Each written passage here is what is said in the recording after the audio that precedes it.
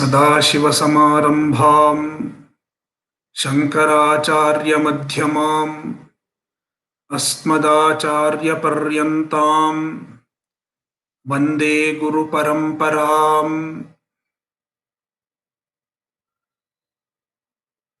श्रुतिस्मृतिपुराणानाम् आलयं करुणालयं नमामि भगवत्पादं शङ्करल्लोकशङ्करम्। शङ्करं शङ्कराचार्यं केशवं बादरायणं सूत्रभाष्यकृतौ वन्दे भगवन्तौ पुनः पुनः। ईश्वरो गुरुरात्मेति मूर्तिभेदविभागिने व्योमवद्व्याप्तदेहाय दक्षिणामूर्तये नमः। वसुदेवसुतं देवं कंसचाणूरमर्दनं देवकी परमानन्दं कृष्णं वन्दे जगद्गुरुम्।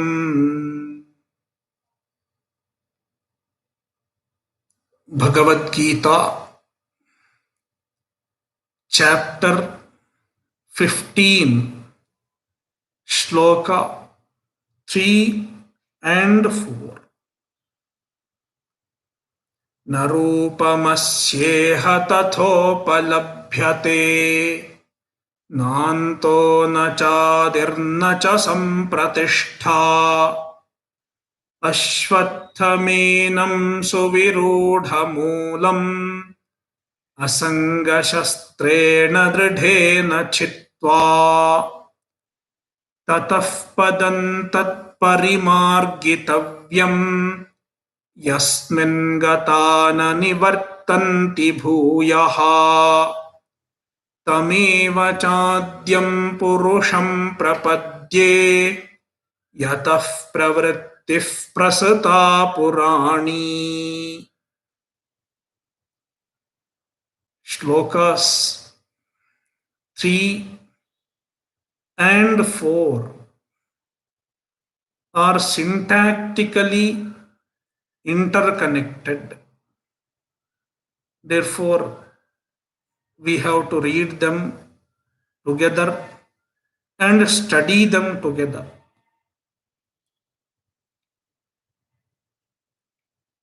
We have seen the first half of Shloka 3.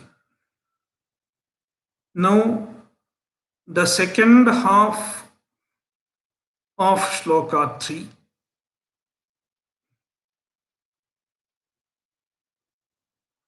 Up to the first half of third Shloka,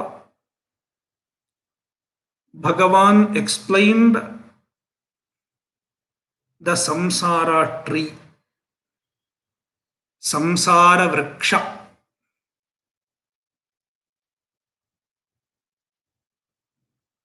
Samsara is the problem.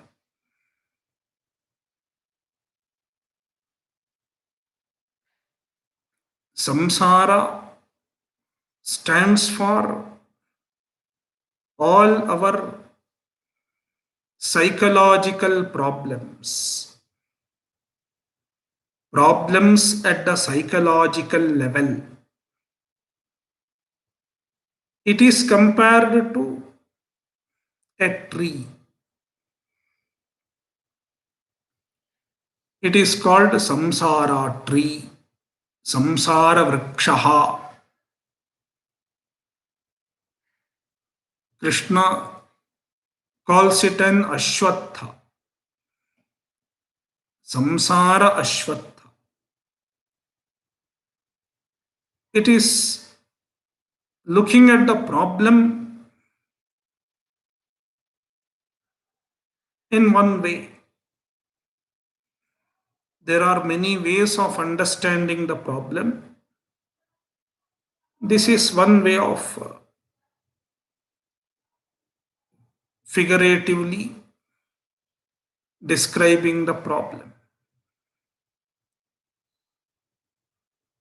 The problem is a tree.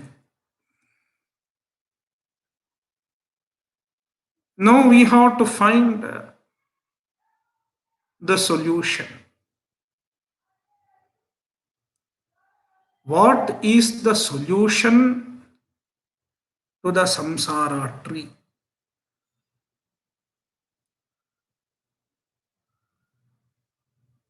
If problem can be pictured as a tree, solution can be imagined as cutting the tree, trimming the tree.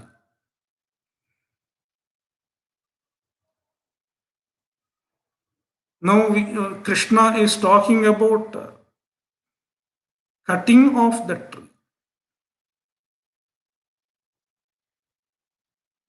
To cut the tree off, we need a weapon, an instrument.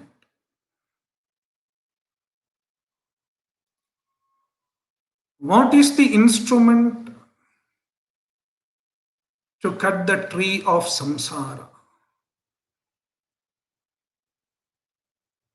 Krishna says there is a special sword, shastra.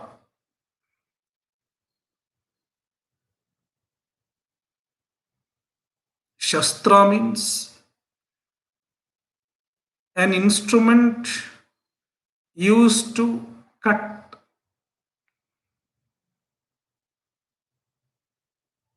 like a sword or a sickle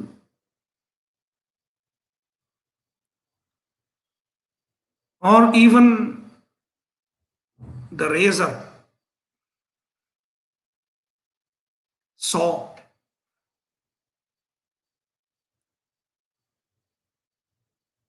All those are shastra.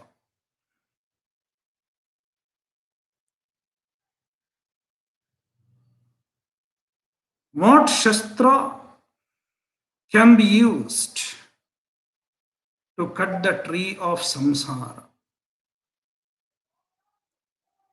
This is a special shastra, an invisible shastra,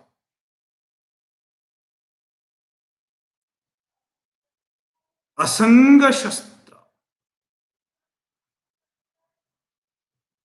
the weapon of asanga. Sanga means attachment. Ragaha, attachment to various objects in the world, including our body,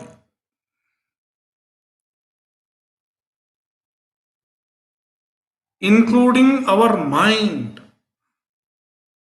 our intellect.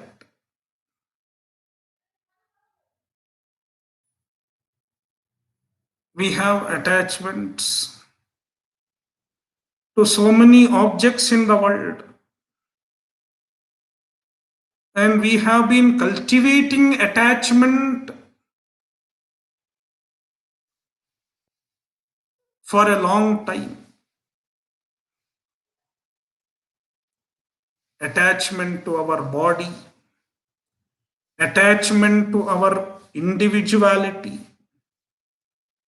attachment to our image, as well as attachment to relatives, money, house,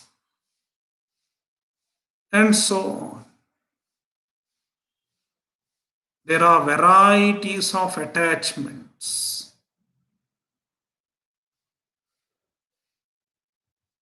And sometimes the attachment is mistaken for love. There is a difference between love and attachment.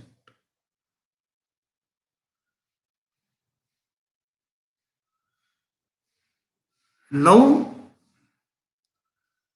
is not accompanied by expectations.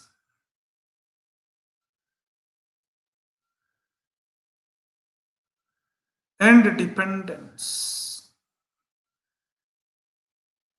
If you love someone, you do not expect anything from him.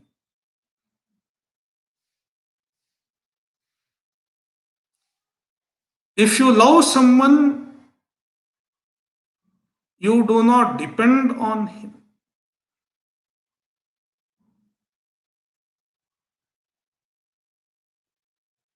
Then there is attachment. When I am attached to someone, I expect him to behave in a particular way. And if he does not behave in a particular way, I am disturbed.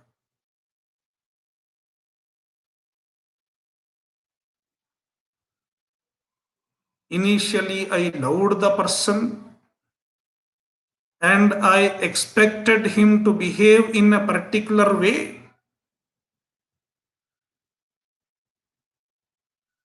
And my expectation is not fulfilled. I am dejected. And then I start hating the person. Therefore, attachment can be easily changed into hatred. If I have attachment to someone, I can easily start hating the person when my expectations are not answered properly. Therefore, attachment and hatred are two sides of the same coin.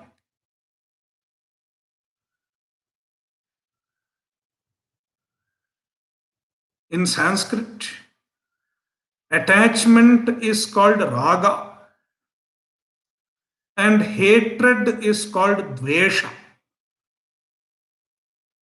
Raga and dvesha. That is why raga dvesha,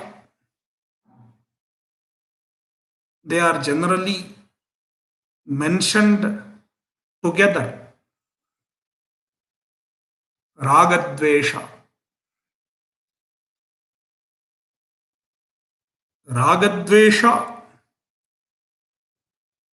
is something which binds us to the samsara. We have cultivated ragadvesha since time immemorial.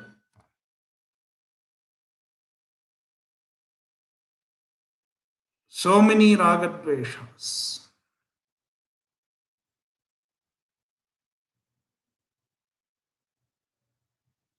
Therefore, because of strong ragadvesha,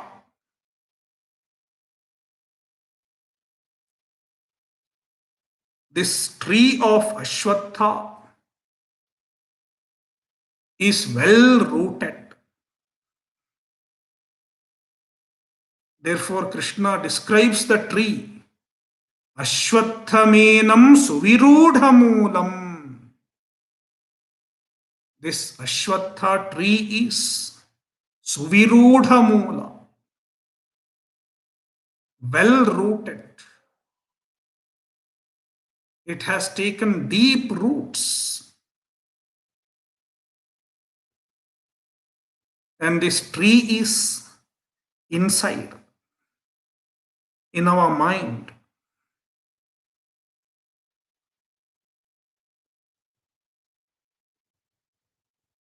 And it has taken deep roots in our mind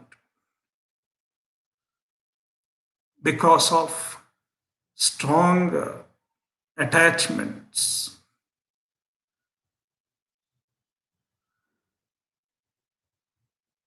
raga, which is also called sangha.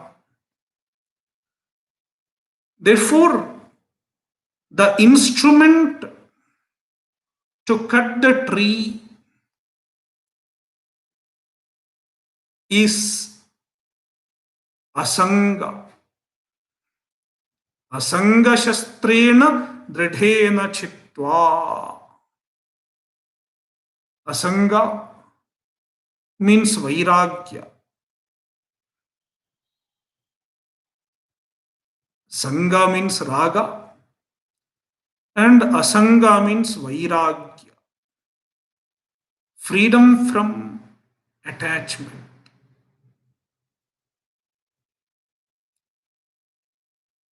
The more we cultivate Vairagya, we move away from the tree of Samsara. Vairagya is the way out.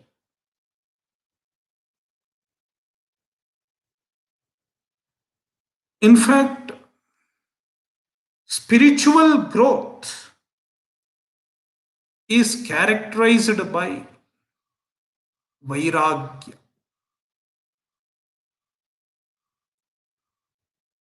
There is no spiritual growth without Vairagya.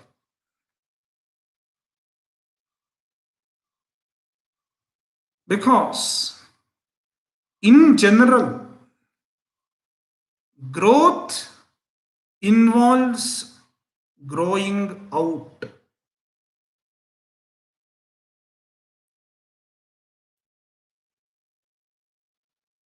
When we were children, we were attached to balloons and toys. There was very strong attachment to balloons as children. Therefore, whenever our balloons went burst, we cried as children. I don't know how many of us remember.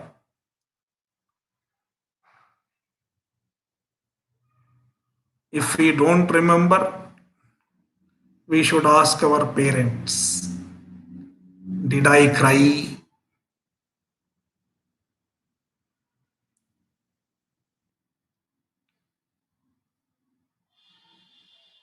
Therefore, the immature child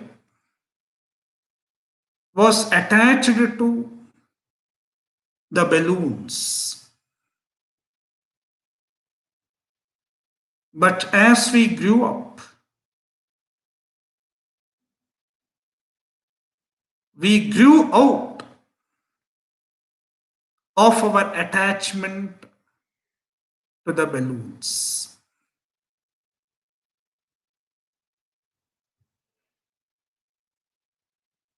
Therefore, as mature individuals, we are no longer attracted to balloons. And even if somebody gives us a balloon, if the balloon is lost, we don't cry. That means we have grown out. Therefore, growth involves growing out.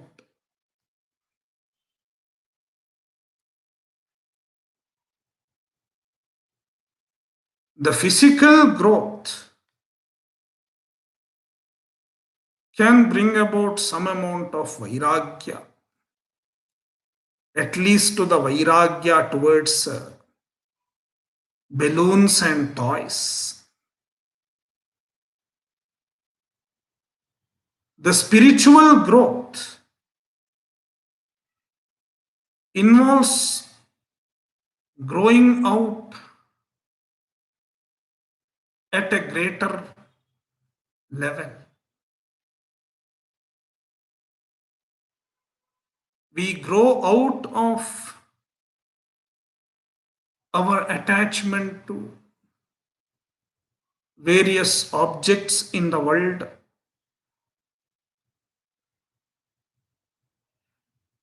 like relations, wealth, material enjoyments, and even social status, honor and dishonor, name and fame,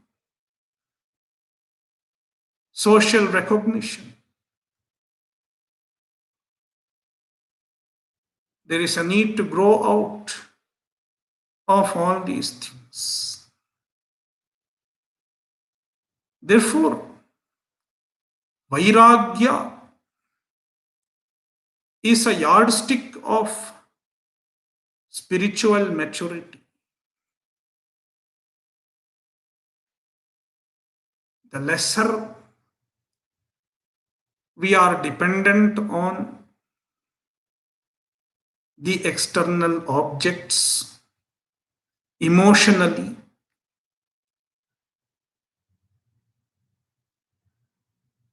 it is an indication of the spiritual growth.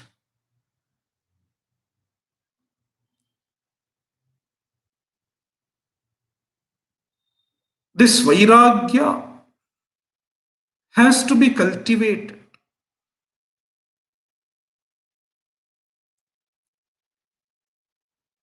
with effort. In fact, all our sadhanas are aimed at cultivating Vairagya. Even the Karmakanda talks about yajna, the rituals, and every ritual involves tyaga. Devatodeshena dravyatyagaha. Giving, offering.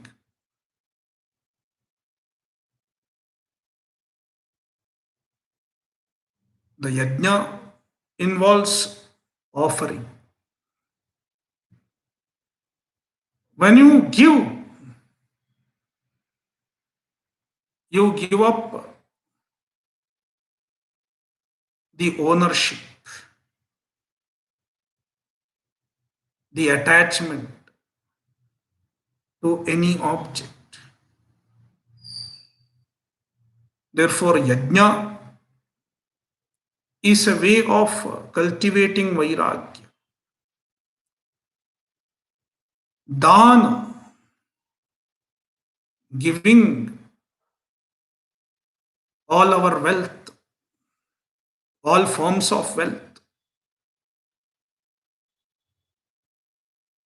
Even dana is meant for cultivating Vairagya.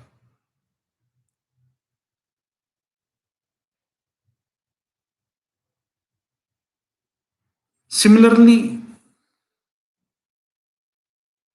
dependence on Ishvara is another necessary discipline to cultivate Vairagya. The more we depend on Ishvara, our dependence on the external objects reduces. Therefore, one has to make effort to cultivate dependence on Ishvara.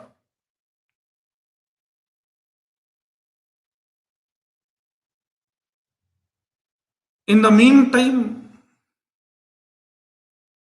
there is a need for being aware of the limitation of the objects, the material objects.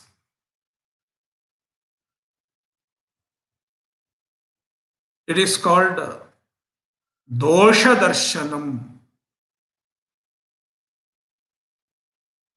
being aware of the limitations of the material objects.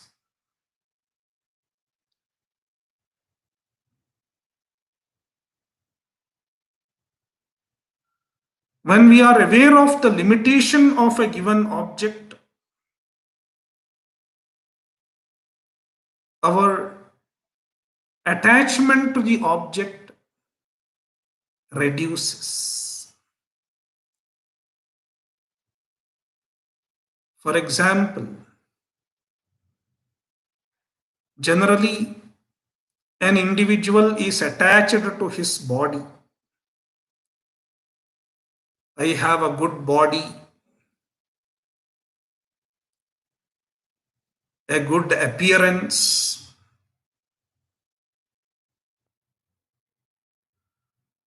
and so on.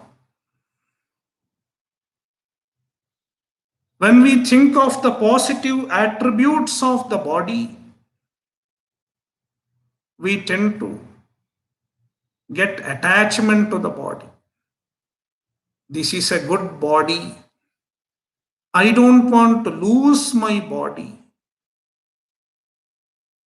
I don't want to lose my appearance.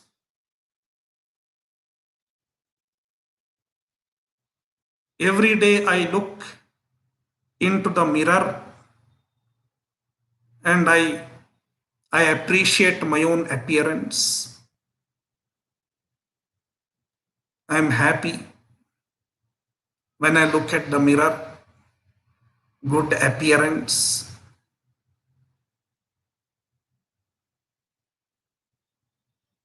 After a few years, when I look into the mirror, my hair is turning gray. The age is making me lose my appearance. As it happens, I feel dejection. Oh, I am losing my appearance. I am looking older. Then I try to keep my appearance intact,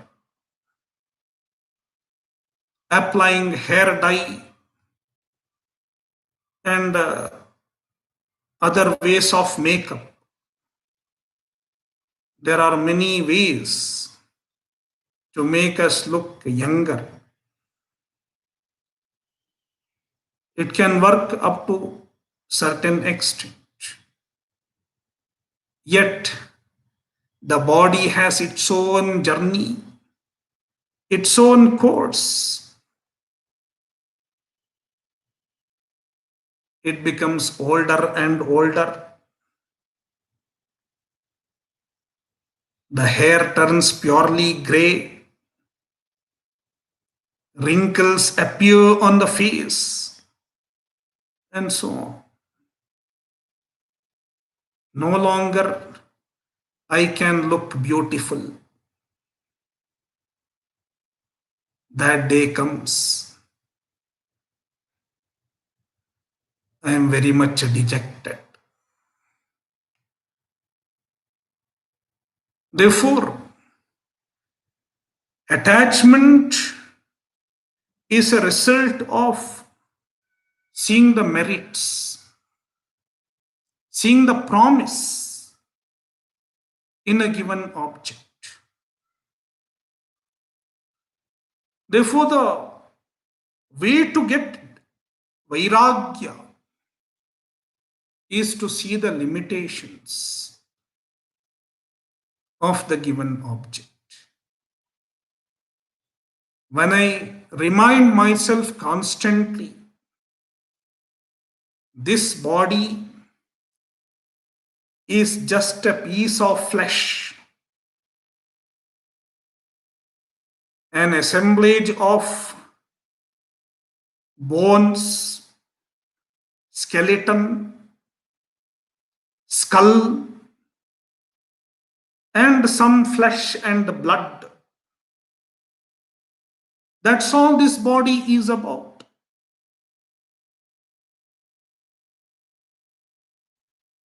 There is no much difference between this body and a dead body. The only difference is this body moves and the dead body doesn't move. Even this body can become a dead body at any moment of time. Then it will either be cremated or it may be buried.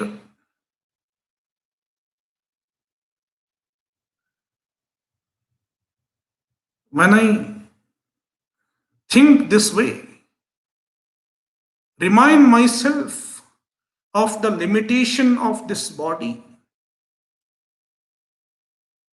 my attachment to the body reduces. When the attachment reduces, I am not affected when the hair turns gray. I just let it be so. It is fine.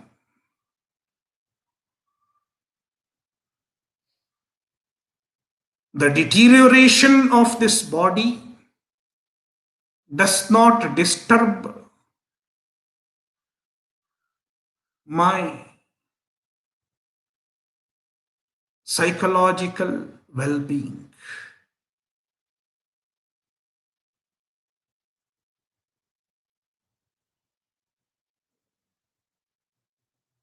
That is the benefit of Vairagya. The more we have Vairagya, the less are we affected by what happens in the world.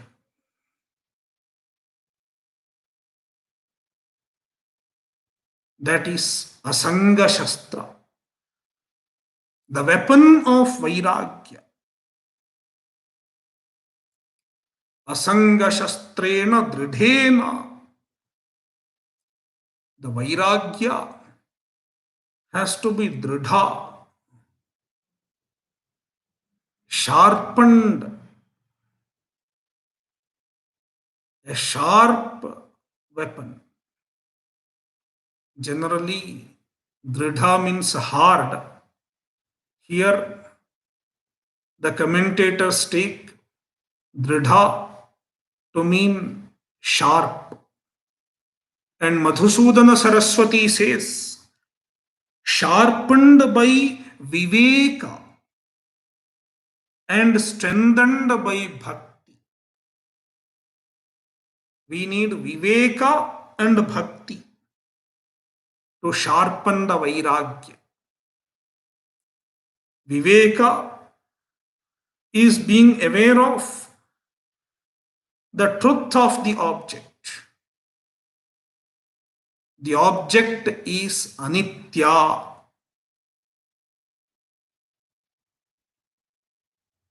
Time bound. The body is time bound. Any other object in the world is time bound. temporary. Therefore, the object cannot promise permanent happiness. This awareness is called viveka. One has to keep reminding oneself of the viveka. Therefore, sharpened by viveka,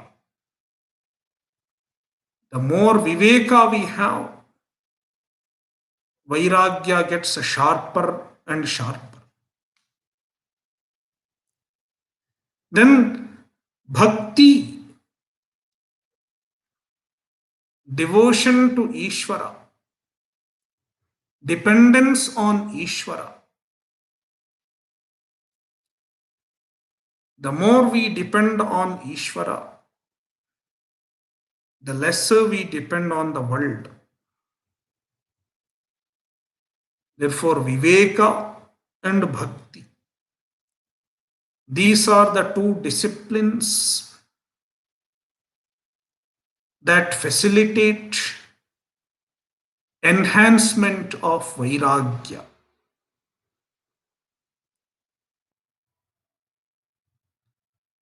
Asanga shastrena dradhena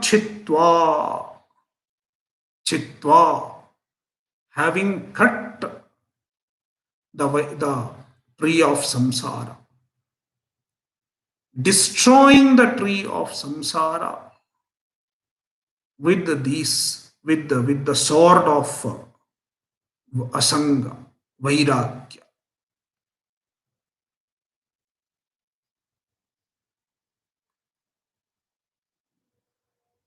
Then what has to be done? Sometimes, even if we cut the tree,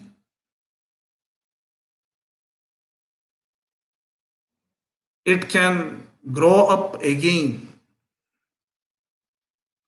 It shows up some more buds, some more leaves, and slowly it may grow again. Therefore, cultivating Vairagya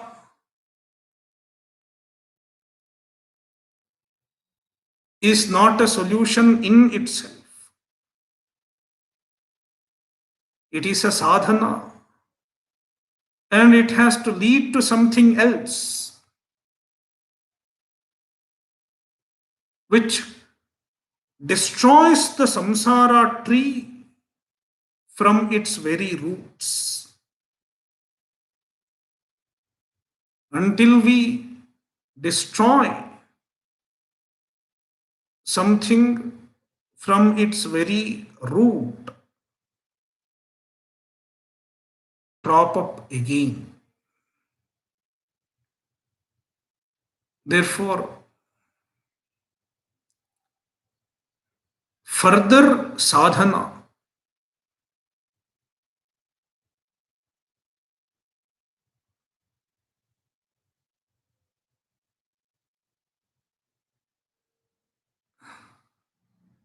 further sadhana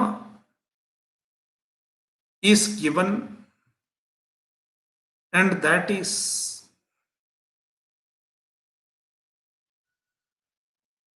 to understand the ultimate truth, jnana. Jnana, knowledge of the ultimate truth, destroys the very root of samsara, the very cause of samsara. Then there is no possibility of recurrence of samsara.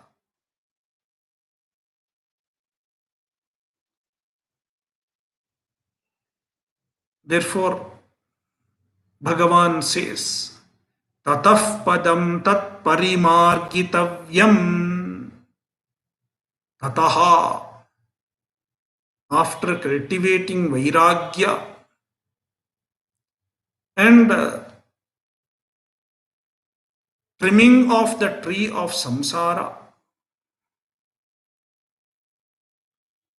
Tat padam parimargitavyam.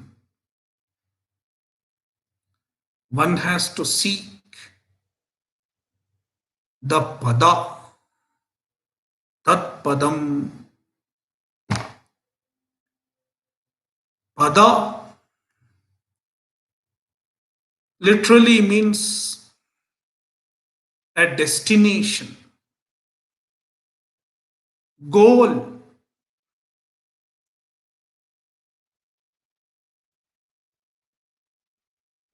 The goal which is reached is called pada.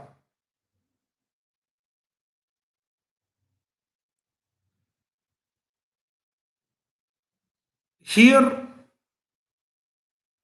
the goal is the ultimate goal.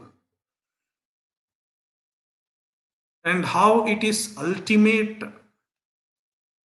Bhagavan says, Yasmin gatana nivartanti bhuyaha. Having reached that, people do not return.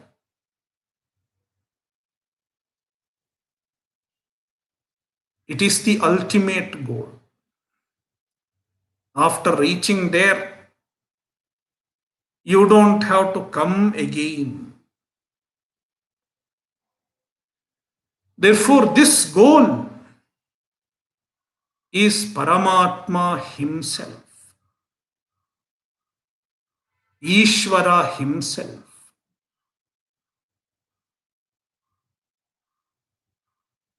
Having reached Ishvara, one does not return. There is no more samsara.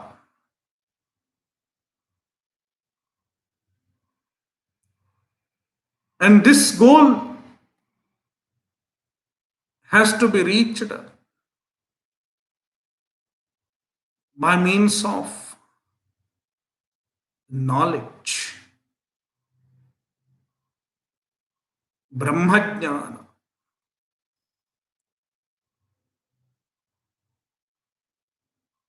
Om Purnamadah Purnamidam Purnat Purnamudachyate Purnasya Purnamadaya Purnameva Vashishyate.